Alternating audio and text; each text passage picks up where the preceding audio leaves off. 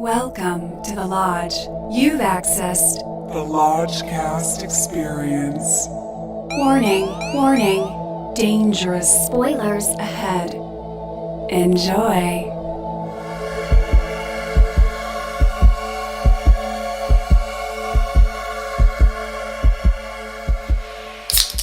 Yeah, welcome back to another edition of the Lodgecast. I'm your Lodge Master. With me as always is Brother Bishki. Greetings. And Brother Lucas. Happy post-summer solstice. We are doing the VOD thing again tonight.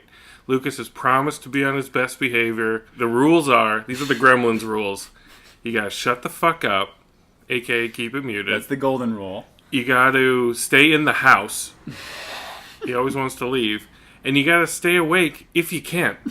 Those are all perfectly chronological, too. Yeah, Those are yeah. like the exact order. I think those are the right order. Yes, I promise. I mean, I know the first one was rough. The second one was good, though, right? And this is our third VOD? I think it's our third. Yeah, you were awake for Dark Crimes. You had a lot to say. Oof. Maybe order pizza. Yeah, oh Yes. yeah, definitely. On Yes. me, gang. Oh, wow. So I have to stay awake It's for the pizza recorded. every day. Okay, tonight's movie, we don't know much about. At least I don't. It's called Distorted. Distorted with Christina Ricci and John Cusack. Two flavors you never knew that Boy Dobbler himself. you needed to put together. It looks, I mean, when I saw the poster for this, Cusack's in a hoodie. He's looking tired. He's looking like he... Sounds like a Mr. Robot. He's spoof. looking like he got bamboozled into being in this movie. Probably financed by Russian oligarchs. Yes. Or Chinese interests of some regard. Yeah, we'll find out. At the Lodge Master's request, I did not watch the trailer. I know nothing. I didn't watch anything. I know nothing as well. This podcast is bringing you blazingly into the 21st century because there's a VR component to this. The actors themselves shot a VR featurette to accompany the movie. And we will be watching that before we watch the movie. It's 10 minutes long. It requires a headset Boy, golly. to fully be immersed. And we're going to see what kind of mysteries that holds. But where is everybody? I mean, Christina Ricci, I assume we're all just kind of cool with in general. She's very solid, great journeyman child actor who survived the transition, you know. I follow her on Instagram. She looks like she's having fun. I feel though, like in terms of her star power, it's definitely on the backside or the backside or whatever. Like, because she's not. I don't think making as many studio or theatrical. No, but she's still. I mean, she was on a show for Hulu, I think, or Amazon, something like that. Mm-hmm. So she's around. Yeah. But what I really want to know is where are we all at with Cusack? He's having a weird Nicolas Cage kind of any movie that he says yes to kind of phase. I think of the last Cusack I saw. I know. I think the ones I've seen in the theater. If I was 2012 was one. Yeah. The Raven, is that what it was? Yeah, The Raven, where he played Never saw it. You shouldn't have seen it. And he was in The Paperboy. He was in Lee Daniels' joints, The Paperboy and The Butler. Saw that. Those were small supporting. There's small supporting turns. It's funny in The Butler. I saw The Butler. He was disturbing in The Paperboy. He played like a rapist or something. Bishki and Lodge Master, what were the very last or most recent John Cusack theatrical movie where he was the lead? Like where he was the star of the movie, where it was like his movie. Must Love Dogs? Interesting emphasis. Must Love Dogs? That's interesting. I think that might be mine as well. Yeah, he had a couple romantic comedies. That was 06. That was like 05 or 06, I want to say. Yeah. I lost track of him in the aughts. I worked at Warner Brothers when they made that. He's going to be emerging, possibly in a hoodie in this. I mean, I root for him. I think he's just, I don't know, like, he kind of seems like he's going through maybe a touch of Jim Carrey, too, where he wants to go dark. He doesn't want to give us another Lloyd Dobler, which I think is fine. Fair, I think he's old. I think it's fair, but I think both Jim Carrey and John Cusack, respectively, should do the Get Shorty thing and just option like Elmore Leonard or Crime paperbacks and just like have a little production company that churns them out for Netflix or HBO or whatever. Because I would love to see these guys as gumshoes or like just low rent, detectives. Who or something. wouldn't? Like I want to see that. And there's so much source material out there you can just take from. So. Cusack, I think he's hanging around Chicago a lot. I Yeah. saw him around the He's a Cubs. Chicago boy. When the Cubs won, I know he was ecstatic, and I felt good for him. I'm glad he survived the Me Too onslaught. I was worried. It's not over yet. I was worried It's he might not over have yet, son. some skeletons in his closet. He might get Cusacked. He was dating Nev Campbell when I was in high school, and I had a friend of a friend who was like someone's nanny or housekeeper, and she met him. I like this. And gossip. she said he was normal. There was like nothing. Oh. There was nothing. There was nothing. Clean, squeaky clean. There was gossip. nothing. He checked out. He totally checked out. So All right. that was a relief. I remember even back then. Well, Fred Rogers and John Cusack, stay off the list, guys. Seriously, we're rooting for you. I will take my own life if they ever get tainted. Don't do it. So yeah, I mean, there's nothing much else to say. We don't know what this is. We got to go get in the VR realm. We got to get Distorted. Yeah. We're gonna check it out, and this might just be one of those curiosities that you, within the sound of my voice, A virtual curio. a virtual curio. Yeah, if you're curious about these two stars mixing and a matching, maybe they spark some flames. I Who knows? wonder what their accommodations were like on the set or location. Like if they had like adjoining suites on the same floor, or if they man. like just Airbnb like a private residence, or if it was more rugged. Or, It's gonna be a little rugged, guys. I can't wait to put the pieces together. In the meantime, stay safe and don't click on any warning windows. Let's get distorted. Distorted.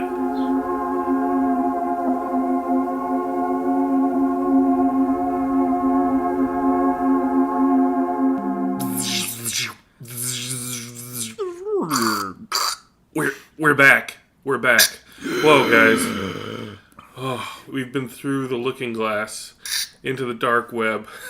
Into the deep dark web. Into the deep dark web of direct-to-video cyber thrillers.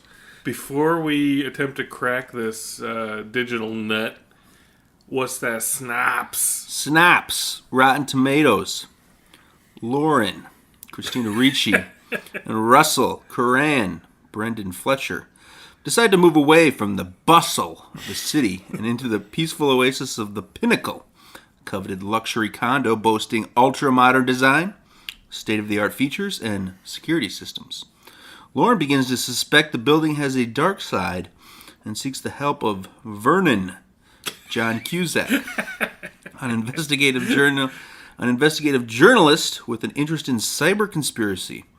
Together they come to believe that the Pinnacle may be brainwashing unsuspecting residents. That's it. That's it. Okay. So it's a wee bit of Sliver plus all these is she crazy or is she not crazy just mixed together. Repulsion. Yeah. We watched the VR beforehand, which should have been done in the opposite order. But I have a conspiracy theory. What do you got? Well, my conspiracy theory on this film, I don't know if anyone will go along with it, is that this was intended to be maybe a VR feature. Oh, the whole thing. The whole thing, Mind's Eye Entertainment producers. That sounds like You're onto VR. something. This definitely sounds correct. Got cold feet. My conspiracy theory changed over the time. I think they shot coverage to cover their bases. And then they got cold feet when people watched the VR movie in its entirety and got sick to their stomach. Right. Tired of it. Tapped out early. Tapped out and just generally nauseated from VR feature. Were you nauseated during it? I got a little nauseated. Okay. Same. And I wouldn't doubt if Technology is not they- caught up yet. Yeah. So that's my conspiracy theory. I don't know what you guys think. Well, the VR was basically just scenes from the movie presented in a way where there's a fixed camera and you can look 360 around yourself. Mm-hmm. So it was just little snippets from the movie that we ended up seeing in the movie. Mm-hmm. And they were not great snippets, because even the 10-minute VR experience I wanted to tap out of, because after like 2 or 5 minutes, I was like, okay, I got it. Yeah, well, and I think the problem is, and the thing that they're going to have to reconcile if they're going to make an entertaining VR movie, is that it's a fixed camera. It looks so silly to see Christina Ricci running past you and running up to John Cusack and having dialogue that you are able to look away from. Yeah. It's like it instantly makes it unimportant or not urgent if you can just look at the ceiling instead of at them. Right. So I think that there's a fundamental, this isn't a new thought, but it's authorship of where your eyes are going is missing. So it's a different art form. Yeah. I don't think you can just graft it onto movies as we know them. You can't just shoot a normal dialogue scene and look back and forth. No, it's so silly. Yeah. And it's boring. Yeah. No matter what. I think that's why it's like, porn is fine for this as is. You can directly 10 minutes. In fact, enhance the experience through this. But movies, oh man. It's a long way to go. Yeah, I was definitely not on board with the VR experience, and it felt like a prophecy for what was to come. Right. I mean, I'm always... Because the movie was very similar. I'm always excited for new cinematic experiences, and I've been, excited for a VR movie for a long time. Sure. I think with like a horror movie where there's things popping at you, it's going to take a visionary to do it right. It needs to be all elements working in concert. For this, it was just, we had the technology, so let's do it with this. So, segueing to the movie itself, I feel like this movie is the king of all types of movies where it's, we had this set, so let's shoot here. Oh yeah, that's very apparent. Did you get that feeling? Very apparent. Everywhere they go in this movie. The first thing I wrote at the top of my notes was the Palazzo at Park La Brea of movies, which for those of you that don't know is a huge behemoth of a complex across from the Grove on 3rd and Fairfax. And I used to have a friend who lived there, and it's like like Matt said, it's like they had the location. And they were like, why don't we shoot something over the course of 2 or 3 weeks? And it really almost felt like at a certain point I imagined Christina Ricci at like a rehab center, and she was like, hey guys, like let's make a movie while like I'm stuck in rehab or whatever, because it had this like... That's what it felt like. It definitely had this rehab vibe, or it was like one long extended real estate promo for I think the real estate investors were just like, let's do this, like this pays for our rent for very early on, Christina Ricci and her husband in this movie move out of their apartment. She's having weird visions, and they move into this pinnacle, this high rise that is, in exterior shots, is digital. It is not a real building, and it doesn't... all of it it was all digital, right? On the outside, the building is completely digital. The first shot, I was like, that was totally digital. And they don't do it any favors. Like, if you're going to go digital, make it look amazing. It looks like an office park that's stacked onto each other, like a couple floors higher than usual. I was not impressed. If you're going to go digital, go all the way, guys. Yeah. Yeah, it was very shallow and flat in terms of visual, and the digital aesthetic was very apparent. And Christina Ricci and her husband in this, I did the research, she's 5'1" tall. So I was noticing, like, her dude in this was matching her. So they're walking around, they run into a third party. He's twice as tall as both of them. They look like little hobbits. Cusack looks like a giant. Cusack is a giant. But Christina Ricci was like in great shape. I mean, I haven't seen her in a while, so I was very pleased to see that she's aged gracefully. And Cusack, same. Cusack had a little bit of the booze bloat, I think, the puffiness from drinking, and he kind of hit. He had like a Marlon Brando performance where we'll get to Cusack. Yeah, we got to build up because that's all we got. Ricci was a little thin. I think she's probably on a strict diet. Yeah, she seems very strictly dieted. Very severe. So she moves into this new place, and she meets this, cast of characters that works there, and you get this kind of Rosemary's Baby vibe right off the bat. Like, nothing is as it seems. It's like Stepford Wives. Everybody's against her secretly, but officially they're being slightly friendly. askew. Yeah, slightly distorted. So she starts seeing words on the TV screen while they're watching TV, and it is pretty hilarious. No one else seems to see them. And that develops, it gets more and more intense into, what would you call this? Would you call it a Salad Dragon motif? Yeah. Because Yeah. it's not even a scene, and It's like cheesy 7 opening credit like montages like that are just got subliminal words that are all negative. Yeah, the it's TV 90s takes subliminal Abortion imagery. Yeah. they take over her. She's looking at the TV, and it's just an epileptic's nightmare full of strobe lights and shot cuts and decaying animals and words like broken, failure, Newborn babies. transgressor, a lot of strobe suppressor, obey, and then eventually eliminate, assassinate. But the aesthetic of this, I wrote down Van Halen Right Now. It's kind of like that, but like fast forwarded. The aesthetic I wrote down was IKEA, and it's like porn without the pornography. Yeah, it's a sight to behold. Like, this movie really put a lot of stock in the editing of these montages because there's not a whole lot else as far as big production, like set pieces. You know? Like, No, I mean, the first act, the entire 30 minutes is literally shoe leather of Christina Ricci. Yeah, like we said, like looking at the new place, moving in, walking she's around. literally walking around. It's just like you're trying to stay awake. You're like waiting for John Cusack to show up. I wrote he better show up soon.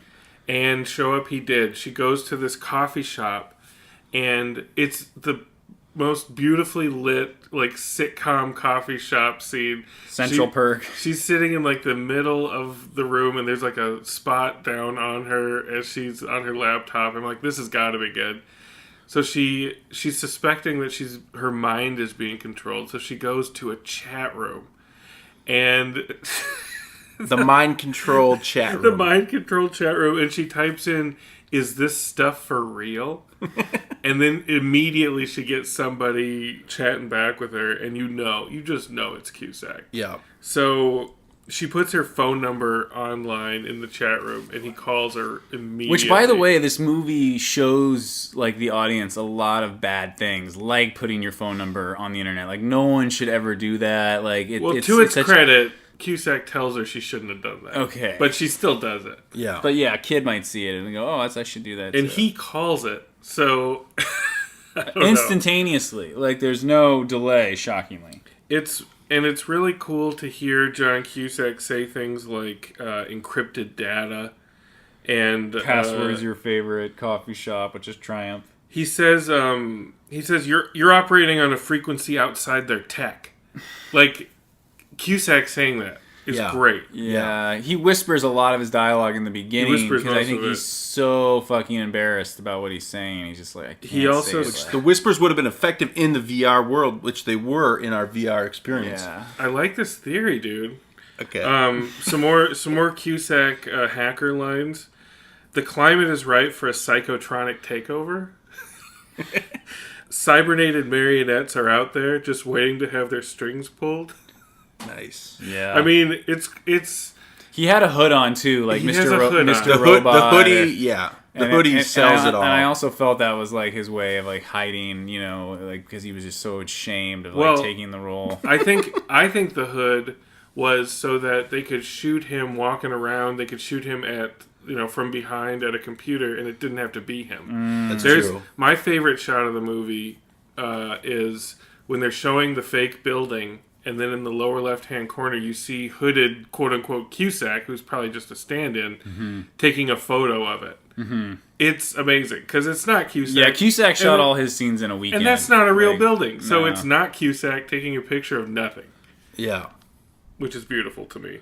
I feel like our cybernated marionette strings were being pulled during that shot. But it develops so, like, lockstep with how you imagine these movies would develop, that you really do notice when certain scenes stand out. And there is a scene, very awkward, at the pool, where this little girl wants her to come swim with her.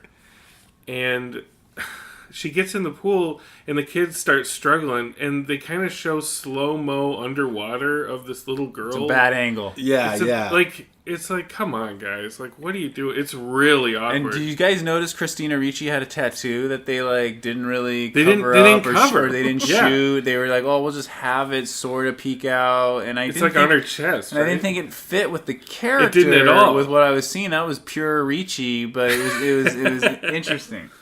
It was pure Ricci. So there's a scene at the pool. There's an awkward scene at the playground. Everything is conspiring to have her kill this little girl. But she goes to this playground thinking that she's saving the little girl. And she pulls a gun and is just pulling it on all the parents at the playground. And it is pretty hilarious. And that's when it's kicked into that The VR camera mode. work that you would imagine would be in VR. It was definitely shot in a 360 spherical glass. I don't know, what do you call it? But as it is now, it just looks distorted. Yeah. So maybe that's part of it. So yeah, she kidnaps this girl. But let me just stress here: everything that's being described is completely devoid of tension or urgency. There's no real atmosphere. It's very cold. Like the sound cues guide you, intellectually what you're supposed to be feeling, but it's like not working on any level, like at all. It is coasting on. Oh shit, that's Christina Ricci. Oh shit, that's Mr. Robo Cusack with a ponytail and a hoodie on. That ponytail we have to discuss. That greasy little ponytail.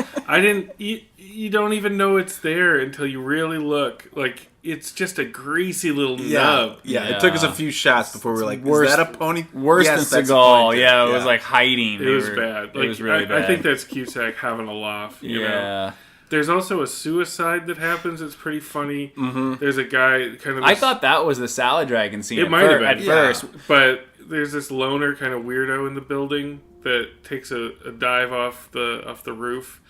And they cut away when he hits the ground and like blood goes on the windshield that Christina Ricci is kind of parked nearby. And then they show it and it's like...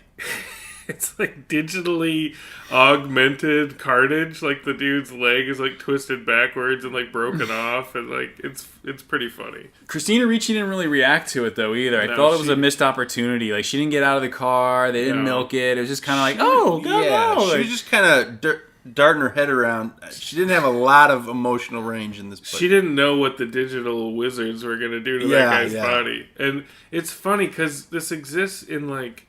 The chasm, like a kind of delightful chasm of budget where it can almost pull it off, but not quite. Yeah. So you're very aware that it's digital. I felt like I was on like a CD-ROM video game. Yes. Yeah. Like yeah. I wrote has like a Showtime softcore aesthetic or an evangelical film or Christian film aesthetic. Yeah. It does. It does kind of. But also, yeah, the CD-ROM aspect, even more so in the VR, obviously. But one part I did like was she takes this girl to a barn where we've seen it predicted that she's gonna chop her up with an axe or something. So definitely shades of Baby Blues, a Lodge classic. But we don't see what ends up happening. The girl's laying on the ground. Christina Ricci's like looking at the axe. She's getting those flash montages in her brain. And then we cut forward and she's just driving down the road and there's a bowling bag with blood on it. And you're just like, what the fuck is in the bag? Like, I thought that was effective. It's seven as fuck, but in the universe of this movie, it pinched my bottom, and I was like, "Oh, finally, some tension." That's we were like, actually that interesting. could be Cusack's head. Like we didn't know. Yeah, so we were all curious. I wanted it to be Cusack, for sure, like crunched up into a ball, and then he just like springs out like a Jack in the Box. Yeah, like a Cusack in the box. Cusack in the box. But alas, it was just a bunch of apples. Yeah. She turns the tables on There's the him. twist for How you. you like them apples? There's the twist for you. She turns the tables on him. They confront her, and they think the girl's dead, but it's just a bunch of apples. The blood, she cut her hand on there her was own. There was another very brutal part where they're showing a flashback of how this sack of apples came to be, and just matter-of-factly, she takes like a giant rusty knife and just digs into her hand with it. We all were like, oh! It's like they couldn't use paint. It had to be real blood. It had to be like blood of her hand. And her husband should have been like better cast. Like that guy was annoying. Weaponized blandness. He was weaponized. He was devoid of charisma. He reminded me of E from Entourage, director of Gotti. God. But like hit with a Brad Dorff stick like a few times in the face. Like something was so bland. Something was up So there. boring. So then the movie just kind of, that's it. Yeah. That's about it. That's about it. I mean, honestly, when I was watching it, I was trying to figure out what is this about? What's it about? And when we see the very first baby killing montage, if you will, which is not too extreme. I don't mean to make it sound like it's super graphic, but you got like baby birds like looking for their mama and like what look like dead babies or just birthed babies and like other things. And which, by the way, our pizza guy showed up right as the first montage kicked off, which I thought was great. It was amazing. He had this plastered smile, and the music was just like a loud Extreme. hiss. A lot of distortion. A lot and of just distortion. babies crying and screaming and like voices going Kill her. Kill her. Kill. But I was thinking, that happened like 30 minutes in. I was thinking, I bet this is like a backdoor Christian movie where, all this stuff she's experiencing is like PTSD trauma from her abortion or something. Because I could see that. Because it seems so obvious to me. But what's crazy is that at the end it's revealed like no, there really is these psychokinetic whatever because of the apples in the bag, and then her husband comes in and shoots the Hannibal Buress lookalike. blam blam blam blam ends it. And Yeah. then that's it. And then everyone else like is just standing there like watching it happen. Like they have no That's reaction. it. There's like no And reaction. then just Ricci's shot him. pregnant down the road like 4 or 5 months. Yeah. They seem like a happy couple. And there's no wrap up on Cusack. He's gone. Nope, he's just gone. in the wind. The first thing Cusack says in this movie is indicative of his entire involvement. I'm going to send you encrypted file. Well, no, in person. He says, you have 2 minutes. Which, and to me, they go is, into an interrogation room that's inside a coffee shop. Like this coffee It's shop really weird. just has like a room you can like shut a door, like a bathroom, but there's no toilet in it. But the fact that he says 2 minutes, it's like he told the filmmakers, you have the equivalent of 2 minutes. Like, you have 2 days. You paid me 2 days worth. I'm out of here. Yes. Yeah. Put me in a hood. Yeah. Make it easy to cover my ins and outs, and I'm out. He only had to go to the coffee shop. This old rusty warehouse. But speaking of him showing up and meeting at the coffee shop, I want to go back again. This movie is very, very irresponsible to portray a woman, no less, meeting someone over the internet for the first time without any kind of verification as to who they are, right? And you're already like meeting them under dubious circumstances or context of a message board about like psychic, tropic, Psycho warfare. arrays. It's the new thing, control the world. I like how concerned you are about cyber safety. We should have like a cyber safety corner on this podcast. Yeah, where well, you can I just read. give a I hot just tip. was bipolar. I read a thing that was sad about it. What are we thinking as far as the bones? What do you do to a movie like this, Mr. Pishke? I got as short as I could. If this was a full VR movie, like they intended, in my opinion, then I'll give it more points for going full VR if I could stomach it. Do you think you could get Alex Jones to get on the case and get them to admit that it used to be full VR? If it would have gone full VR, Alex would have been loving this movie, but because it would have been a great selling point. Yeah. Even though no one would have watched it. Right. But We would have. whatever. I give it a. It's not as good as Unsane, Steven Soderbergh's. Similar. Dude, it makes Unsane look like Citizen Unsane Kane. Oh. Yeah, but I'll give it a 1.5 bone. Okay. Brother Lucas, what do you got? This was as shot and edited over long at an hour and 24 minutes. It was a student feature. Shot in a weekend or in a week, at this palazzo. Or, the story-wise, it's really a glorified short. The VR thing, I felt, was more than enough to kind of get the movie. They could have maybe condensed this. Yeah, it should have been like short. maybe a digital series where they dropped out like 5-minute scenes or something online. All in VR. I wish I could say it's so bad it's good, but I wasn't really laughing at all, which is never a good sign. So it's not awesomely terrible, but terribly awesome, troglodyte trite. I give it a woof! Wow, woof! Whoa, that's a full-on woof. Woof! I have a little bit of a soft spot for this, mainly because I feel like the editing is the monster in this. Like, they had nothing, so these montages were... They bet the farm on them. Mm-hmm. And there is a montage toward the end, the last one they give her, where they put her in traction, and it just, as her husband says, he says, they was pummeling you with sound and images. Oh, right, yeah. He doesn't say they were. He says they was pummeling you. Yeah, it was like a little Clockwork Orange ripoff or Parallax View. Yeah, she had one of those like bolt neck things that don't allow you to move your head or whatever. And that particular a lot of iPads too in the movie. That particular one pushed it to the limit, and I was just about at my breaking point, and then it ended, and I'm like, I'm in sync with them rhythms of the editor, like it felt good. But that's distorted, y'all. We got distorted, and I think if any of you guys don't pay for it. We rented this for $7 American. I'll hit you back. Yes, please. But don't pay for it if it's on Netflix. I'd say just scan for these montages. Just kind of do a visual scan and pop in and pop out. Look for those. They're a sight to see. And the VR that we watched beforehand, the 10-minute VR, that was on an app? Free iOS app? One Touch VR app. The 10-minute VR portion that we watched, however, was not free. Oh, it was not free? So they want your money. How much do I owe you for that? You don't... hey, the VR's on me, guys. All right. Oh, thank you, Lodge Master. Don't say I never VR'd you nothing. Thank you, man. Love and light.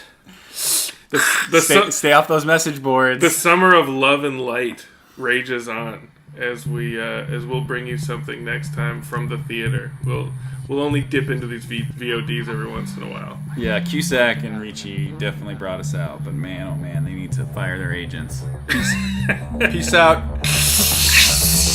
Destroyed it.